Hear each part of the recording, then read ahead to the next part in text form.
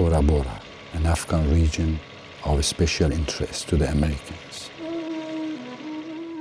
A region consisting of mountains, rocks and caves in which Al-Qaeda members sought shelter. An unforgiving and complex terrain greets the young soldiers sent to capture an invisible enemy. On the Afghanistan-Pakistan border, 2 helicopters take off on patrol, guns ready to fire at any potential target. From a distance, every group on foot is a potential treat, even though they are merely simple villages traveling. The local population is subject to constant security checks. The primary objective is clear: to combat terrorism and defeat Al-Qaeda. The intensive bombing raids carried out by the Americans on Tora Bora destroyed one of Osama bin Laden's hideouts. But bin Laden and his men crossed the Afghanistan-Pakistan border left wide open. They have made Pakistan's tribal regions their rear base. Working with the Americans, a few Afghan soldiers, badly equipped, insufficiently trained, poorly paid, are responsible for road security. But they cannot do their job effectively. The Americans are the only ones to have access to information. Little by little, Americans and Afghans are distanced from one another.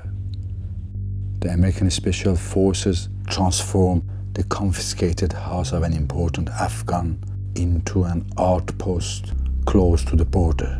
Behind the high protective walls, seasoned officers and young, inexperienced recruits rest and kill time. They play cards, fight virtual battles, pump iron. Distractions that are meant to help them resist the physical and cultural strain of this place they call hell.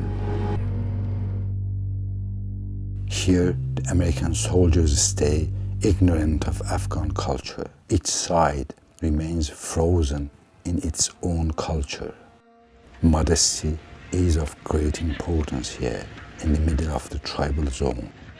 Uniformed female officers wear t-shirts and Bermuda shorts, an offense to the local population.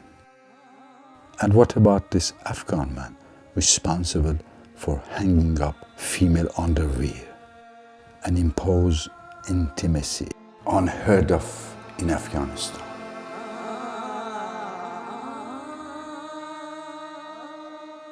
Is this what democracy is? The villagers ask me.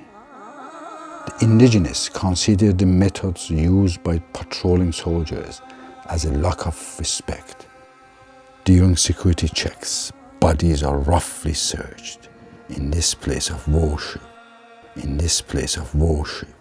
soldiers enter with shoes still on, ignoring the men immersed in prayer. Locked house doors are broken open by owners forced to do so.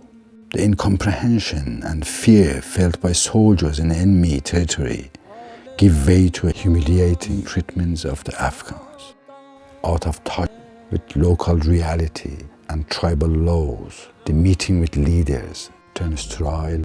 The massive bombing raids sometimes claim innocent victims. And slowly but surely, the Afghan mind begins to see the American Army of Liberation as an enemy occupational force. Reconstruction and peace, these are the two dreams of a people deeply wounded by decades of conflict. They justify the presence of foreign armies on Afghan soils. But today, neither one nor the other has materialized. Rather, a barrier of misunderstanding and animosity rises up between two cultures that never really met.